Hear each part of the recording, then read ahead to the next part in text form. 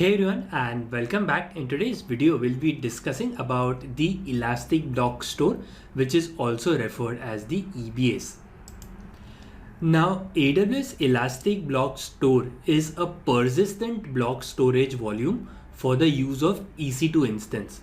Now by persistent I mean that even if you stop and start your EC2 instances, your data will still remain. Now, in case of the instance store volumes, generally when you stop and start, your data would not persist. So this is the great thing about EBS, and this is the reason why EBS is used in production environments. Now, each EBS volume is designed for more than 99% availability, and the data is automatically replicated within multiple availability zone. So this can be better understood with a diagram over here. So you have the server, you have the virtualization layer, and you have various EC2 instances. Now the EC2 instance will not store the data within the server, because let's say that there are 4 EC2 instances which are running on one server.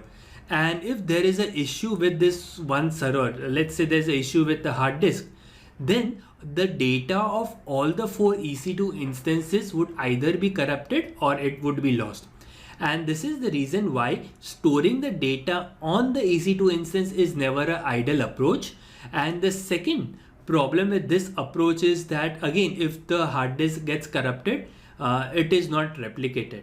So this is the reason why EBS generally is similar to a network attached storage, where these are the, let's say that these are the hard disk drives and they are mounted via network to your EC2 volumes. Now these devices are replicated among each other. So that means that even if one volume goes down, the data is still present within the multiple volumes which are part of the replication zone.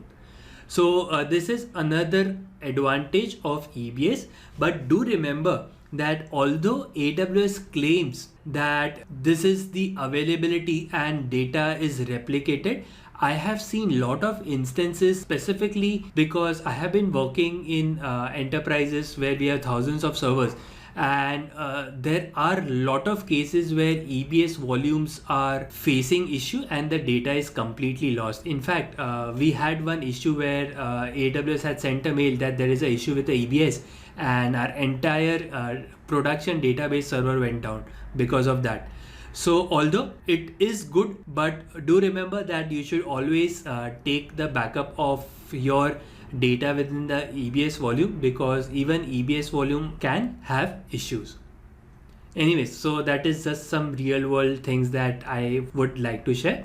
Now the third important point for EBS is that EBS is elastic in nature, and hence it supports dynamic increase in capacity, performance, and can change the instance type of the live volumes.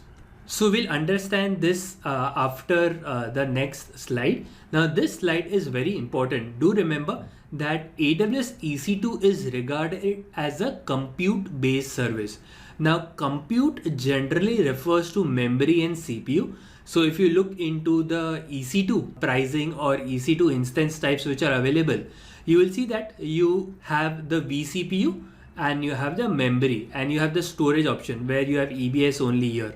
So EC2 is a compute which generally refers to a vCPU and the memory. However, storage is different thing altogether. So you have various storage options like EBS, you might have instance store volumes, etc. So let's jump to practical and understand some of these factors in great detail. So I'm in my EC2 console, and currently I have one EC2 instance running. Now if you go a bit down, you will see that this EC2 instance has a root device type as EBS, and the root device is dev/xvda. So if I just click over here and I can click on the volume ID. So here it is giving me a lot of information like the size of the volume type, the amount of IOPS which is associated. Now, in case if I want to change these factors, I'll be able to do that. So in case you remember, we discussed that EBS can be elastic in nature, which allows it to have a dynamic increase in capacity performance as well. So if I click on modify volume, and let's say current volume size is 8 GB and I want to change the instance size to 10 GB, I will be able to do that. Along with that, if I want to change the volume type, let's say I want to change the volume type from GPT to provisioned IOPS, I'll be able to do that as well.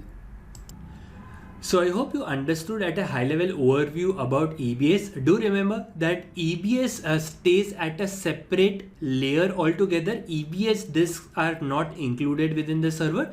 They are attached to your volumes. So it can be referred as a network attached. So there is a network over here, and through the network, the data travels. So let's say that this EC2 instance wants to store certain data. So that data travels via the network to the EBS volumes. And EBS volumes are replicated and they are elastic in nature, so that we can increase the EBS volume size, also the capacity and performance. So this is the high level overview about the Elastic Block Store. I hope this video has been informative for you, and I look forward to see you in the next video.